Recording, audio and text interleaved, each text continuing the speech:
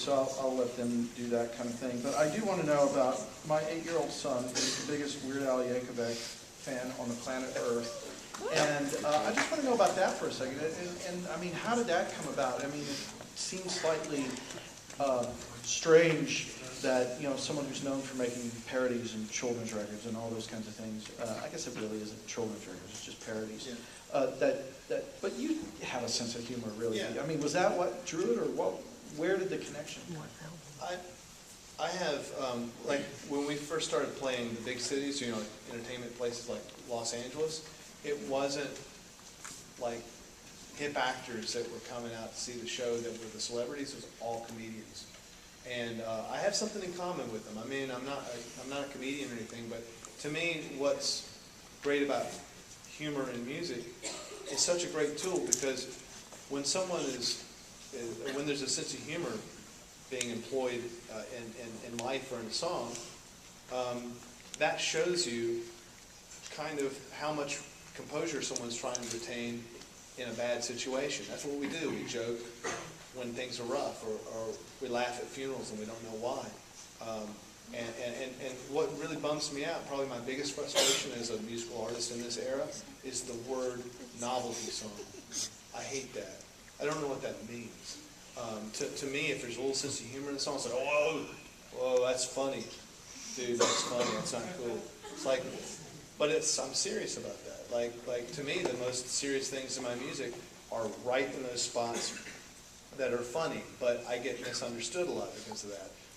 And so the comedians, I think, understand that. A lot of them are downright depressive people, and they listen to music and they can hear in their language what is real about it.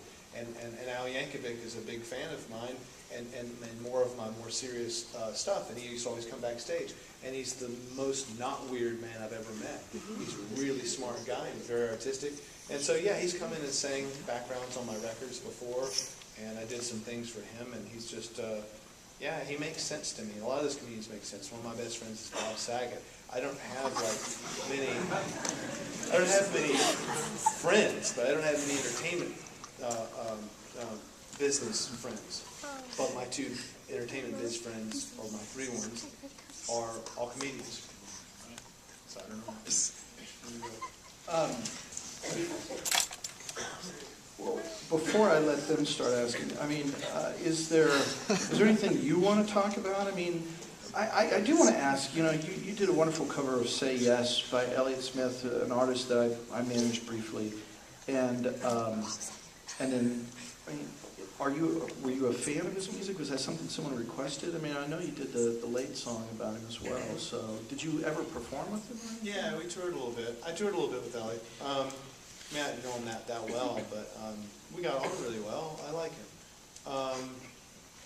Yeah,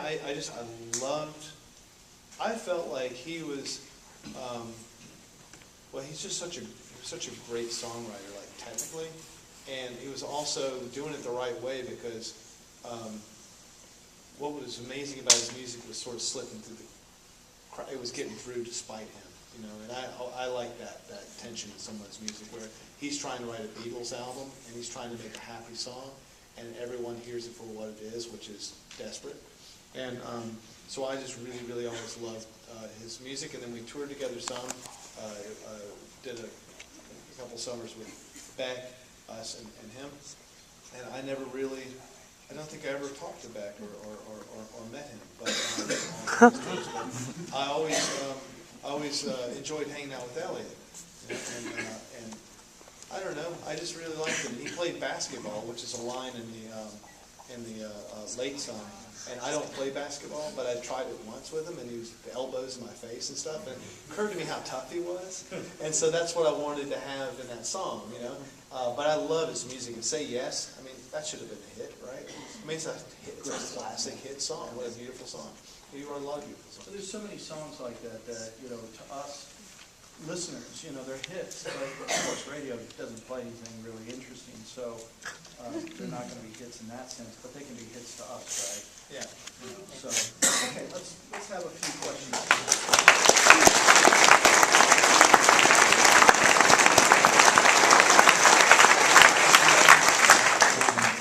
So I was reading an interview when I should have been stalking music at the store I work in. And when I was actually stalking music, I looked at your retrospective and was like, man, why is Narcolepsy not on here? Because, to me, that's your hit to me. And I read, I don't know if you did an interview with George Lang or if he was just piecing together stuff that you'd said, but you said you'd never heard a recording that you'd ever really liked of it or felt like spoke to it enough.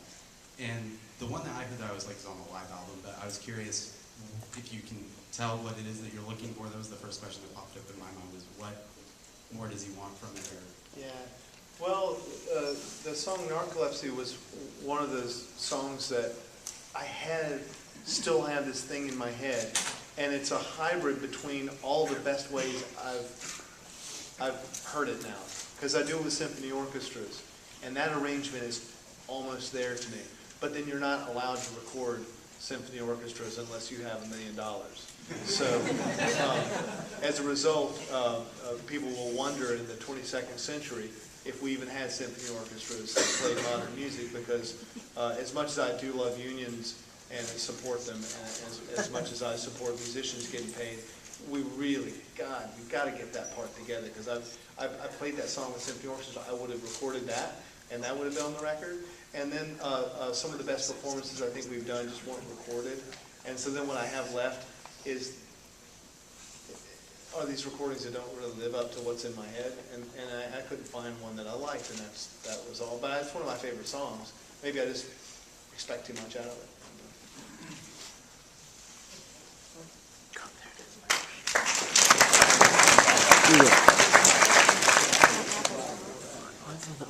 I want to ask you.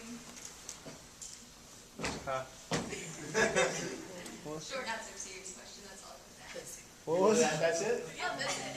What was it? Is that? Did you say where do babies come from?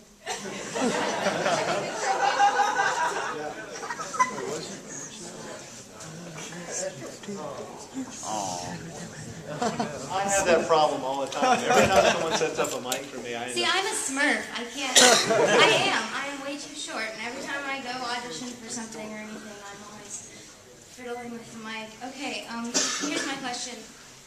How do you bridge the gap between playing for built-in audiences like cafes and festivals and bookstores to like having people actually at just a music venue come to see you? Because I tend to make a lot of connections when I'm out and about, but building up like a solid fan base is a really challenging and awkward thing for a musician who's just playing around.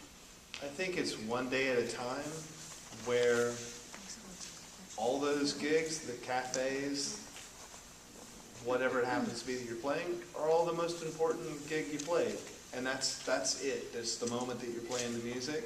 And then that resonates and builds like a ripple. But there's really, I mean, I'm kind of working class, I guess, in my way of thinking about it. You have to work and do it over and over and over and over.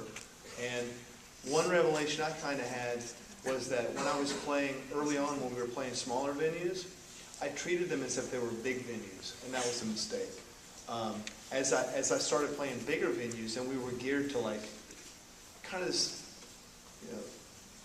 how you doing, Cleveland? It's sort of like you're playing to this big place. We were opening up for Neil Young, and Neil Young made 15,000-seater places feel like living rooms. To me, like suddenly I got it, and it was really just about playing for a small audience of you and your head and the people that are around you. And if a friend comes in, it's for him or her, and that's what it is. And don't pay attention to other stuff, but keep going, keep going, keep going. It will build, and it will spread out and resonate as far as it will. I think everyone's kind of has that built-in sort of potential audience based on the kind of person that they are. You know what I mean? Some people are John Mayer has a lot of people who are wired like John Mayer. So if he plays cafes and A stuff, lot of people who wear beanies. yeah. Well, they agree with this aesthetic, and so they all come out from far and wide. But that large audience is not any more important than, I don't know, anyone that's just playing a cafe. But I think that if you're shooting for the big thing, to me somehow that seems like a mistake. It seems like just like stay in the moment and just, because those people will talk to other people, and pretty soon you'll have a group of people that look like you to you. I can see my people when I'm walking on the street, somehow they feel like me, and they come up and they wave or they nod, and I know that they listen to my music because there's some kind of genetic similarity.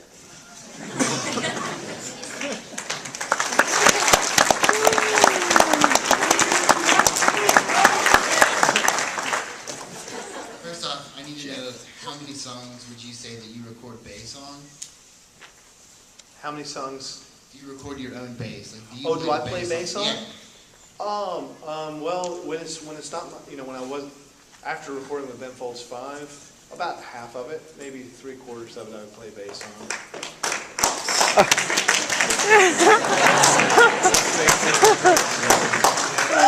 Next question.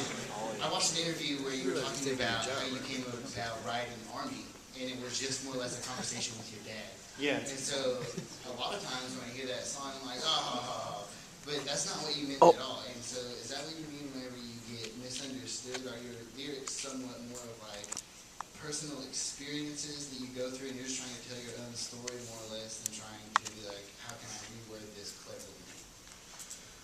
Well, I mean, it's all about, stuff resonates in the day, and you don't know why. I don't know, maybe it's the Coke can that you pass or something, or the timing of something, or the feeling of something, and you don't know why. And that's what I look for. And that's why I think really mundane things end up in my songs. Things that are true will have a certain real dynamic arc to them. Things that are made up are then going to be, they're going to work if they're abstract versions of something that's real. Because, I mean, kind of the way I look at it, there's something more real about art and the way people kind of vibrate on that than there is about stuff that we think is real sometimes. I mean, you can play a piece of music and everyone in the room cries. You can explain an equation, and they're going to have different interpretations. A political speech is going to resonate differently. So finding the things that you feel like are going to resonate all the time is what it is. And so sometimes that's absolutely true. Like the song Army is almost like note for note what happened. Other songs I've just made up, but then years later I realized that it's kind of like a little kid that draws the picture, and look at, there's a scary witch, and who's that? That's my mommy. It does happen, So I don't know I'm not giving you a good answer, but some of it's real and some of it's not. I like characters. I like characters' names because we know people who are called names, and that makes me feel like it's a real person. So how does all of that tie into the process that starts your songwriting? The process that starts a songwriting is usually sort of a spark, a feeling that I have that seems to be like, oh, it's time to write a song. It's like, I don't know, it's kind of one of those Indian movies where the woman knows it's time to walk up the hill and have a baby.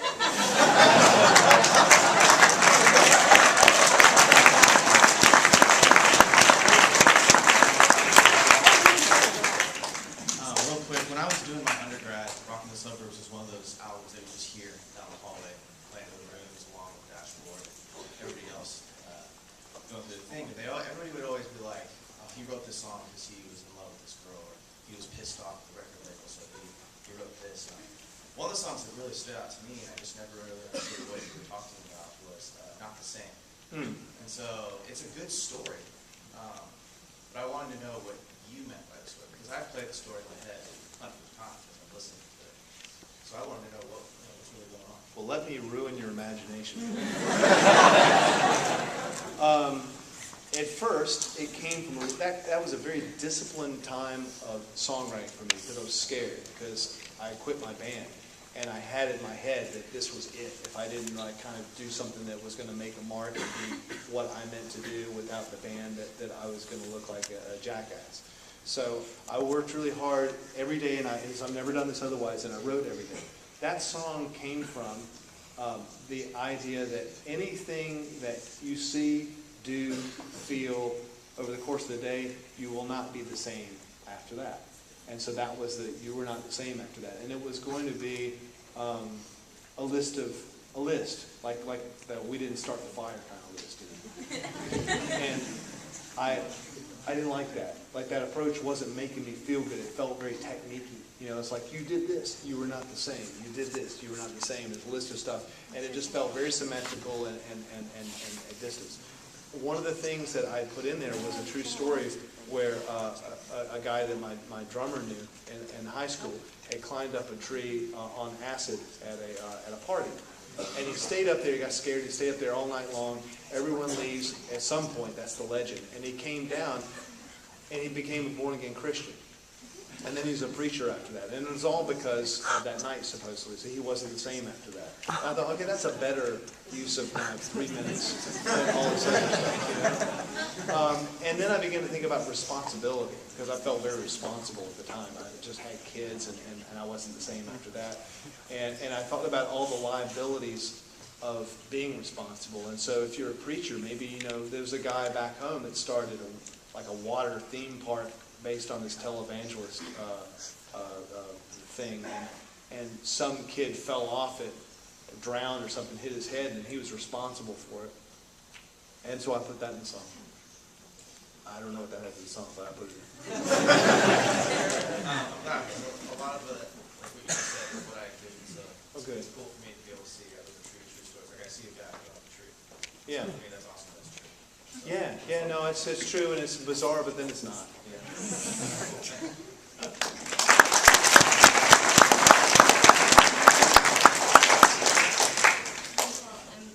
I've been a huge fan for a long time, so thank you so much for being here. Also, I know that you've been playing with orchestras for quite a while, like you're going to do tomorrow night. Yeah.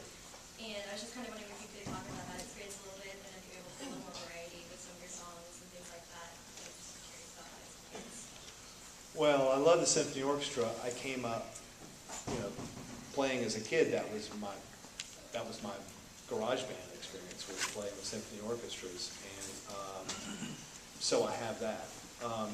And then who wouldn't really want to hear their songs fleshed out in that way? You know, it is really exciting. Once you get it right, but it's actually a lot of work to get it right. I turned down the opportunity for a few years to do that because I had seen a really unfortunate performance where a rock band brought all their gear on stage and played loudly, and the orchestra obviously didn't really have much respect for what they were doing, and they were kind of relegated to whole notes playing over the top of it, and it just kind of had the effect of making the rock band kind of sound important, and it didn't sound musically correct. And someone could have done it on a synthesizer, so I didn't want to do it, but what I realized was that if we scored the songs so that the orchestra was the rock band, then I was excited. And that's what we've done. So the orchestra is working. We work them really hard. And I've learned a bit about scoring for this over the years now, and we kind of, instead of kind of making the groove happen from the percussion and the lower brass and the double basses and stuff, we make the groove now happen at the top with the strings, and I don't worry about the beat. Because, you know, a symphony orchestra's got a very dynamic sense of time. It's really washing, actually. And so you have to arrange around that and keep the song speaking. I love playing with orchestras, and I hope that in some small way, when we sell tickets to these things, that these people are going to come back and see Mahler, and at least, you know, go watch him play the damn theme to Star Wars or something. Something, but seeing that large ensemble is huge, and it still exists. And I'm on the board of the Nashville Symphony Orchestra. I spend a lot of time trying to make sure that the institution doesn't atrophy any further. So who's the band? I'm not telling. Well, because I like the band, but there's Metallica, but it didn't sound good. And we got to tour with Metallica for a summer. The bass player at the time was a big fan. Had us out and was inviting me to come into the. He had a recording tour bus for himself to come jam with him and play. So I didn't get to do it because that would have made my other two band members jealous because they knew all their songs and I didn't.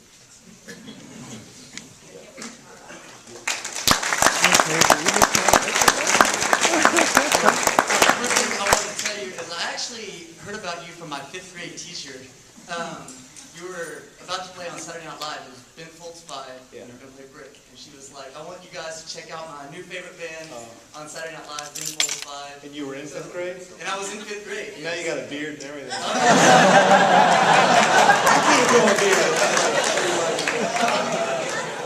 But my question for you is, one of my favorite things about your songs is, besides the lyrics, is your harmonies. So, who do you look to for your influence in harmonies, and how do you think up your harmonies? For instance, one of my favorite things is the middle part in Bastard.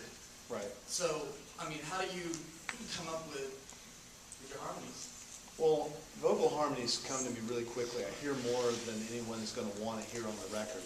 And it's one of those things, I don't know if anyone has this, but when you're sort of creating in your head and it sounds right, and then when you actually hear it for real, everything's stepping on everything else. You know, I do that with background vocals and I have to pare them down because I just hear them all over the place. I guess when I was a kid, I really liked a band called 10cc.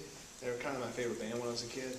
And they used a lot of harmonies. Now I realize that they probably were into Queen and the Beatles stuff, but I hadn't heard Queen and the Beatles at the time. I just heard 10cc because I got it at a yard sale. And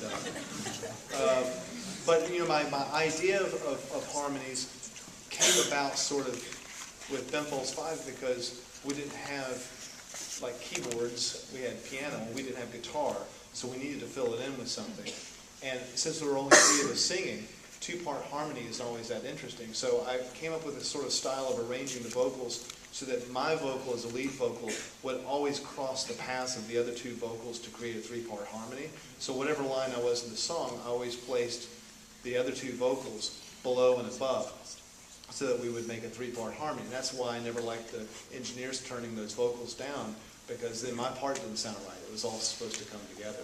You know, some of that is what I learned in school as jazz harmony on the piano.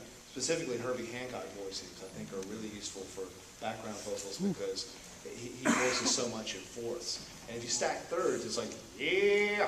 I mean, I like that. It's the kind of Appalachian sound to it. But if you start voicing in fourths, and then you throw someone like, a second away from the lead vocal for a second, you get these really pretty, moving kind of French horn moments. And those, I just love the way that sounds. Was that kind of what made you interested in working on an a cappella record, and even, which came first, the sing-off or the a cappella record? The a cappella record. What happened with the a cappella record was that someone sent me a video of this a cappella group covering Brick, and it was on YouTube, and I was really moved. I mean, I thought, this is kind of, but their interpretation, because they grew up with the song, it meant a lot to them, and that just was really moving to me to hear someone sing it and really mean it like that. Then there's the related videos next to it, and they were all my songs. So I was like, oh, that's kind of cool. So I'm going through, and there were like 300 or 400 versions of my songs done by university a cappella groups. I had no idea, and I was blown away. So the first thing I thought is, we got to record this, because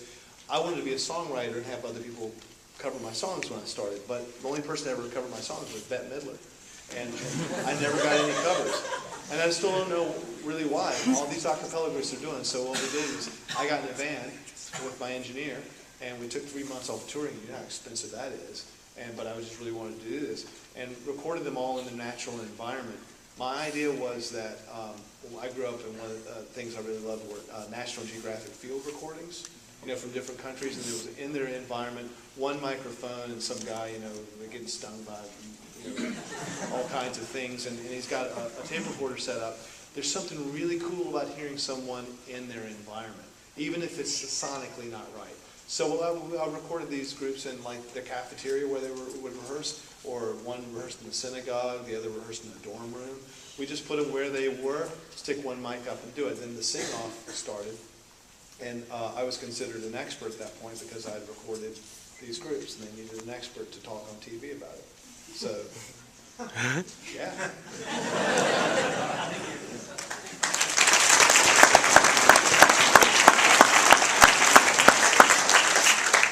I really enjoy all your records, but one track I keep going back to hit play on, I seem, is your cover of The Darkness is Get Your Hands Off a Woman from Super Sunny. Oh, yeah. Tip of the Howlin' Piano Show, shit was bitchin'. But I just want to know, how did that track come together? Was that your idea to cover that song, and you just heard it, and you just wanted to take a lot of time? Because it's awesome. Well, I really like The Darkness. When they came out, it was especially exciting because I am drawn to stuff that I feel is misunderstood. And there was so much, are these guys serious around them? It's good. That's all I knew. And they were, I just thought they were great. So I kind of had this in my mind that they could sound like Jesus Christ Superstar if I produced them. And so I did the song. I did the song like that. And they came and played in my town a couple months later, and I got to play it for them. And they were great guys.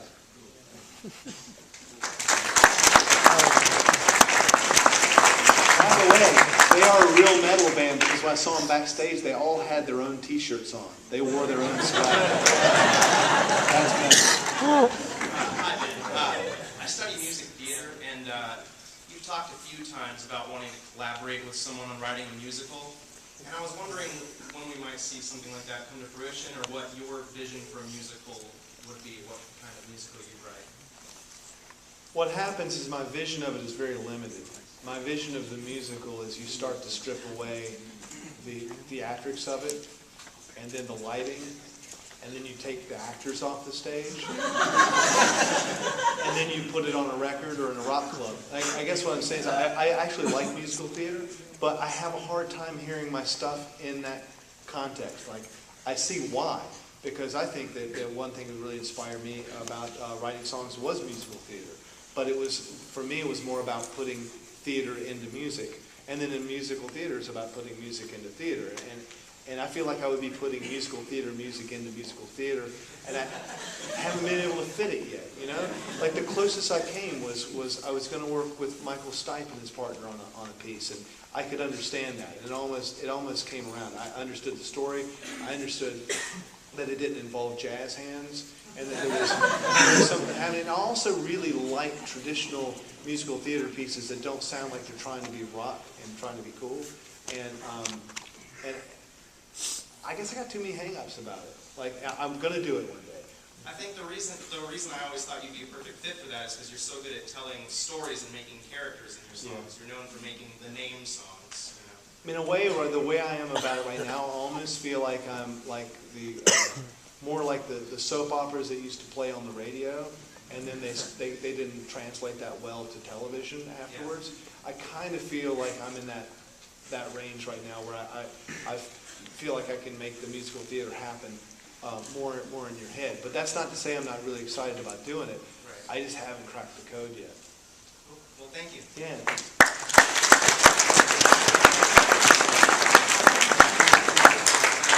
Been a big fan of you. Really, first concert I saw you in was when you were doing Ben Folds Live just by yourself in Oklahoma State, and I couldn't put my finger on it then. I really didn't even know who you were before the concert, but I couldn't figure out what it was about the concert that I was drawn to and the reason I liked it until I heard you in an interview. And you said it again today, just about making a stadium feel like a living room. Yeah. And I guess my question to you is that something that came natural to you, or do you have to work at it? Well, I think it came hand in hand with with informality, really.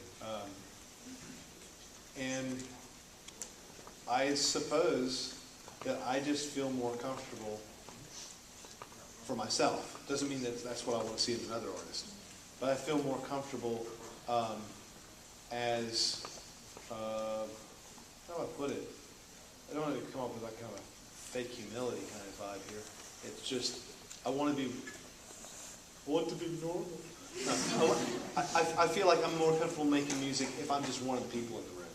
That I don't carry a lighting person, which sometimes is a mistake, you know, but informality. I think that's what I'm trying to say. But I don't know exactly how to put it other than I'm as happy to be in the audience as I am to be playing. And although I realize that it all comes down to the person on stage, and certainly people deserve a show. I mean, you pay money, you change your plans. Showmanship is about manners, you know, and that's about the bottom line to me. Like people often say, "Oh, you're a good showman," and the way I think of it is, this is sort of a living room, and to have some manners. Smile at them; they came to see you.